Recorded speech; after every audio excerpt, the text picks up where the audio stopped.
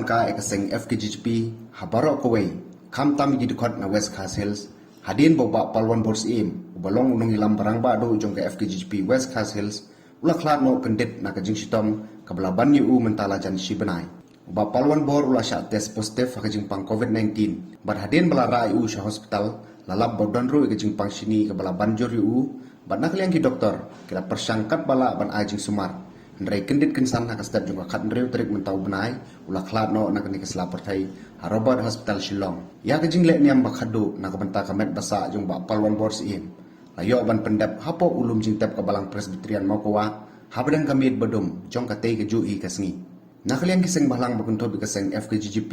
KSU HANM bat kiwe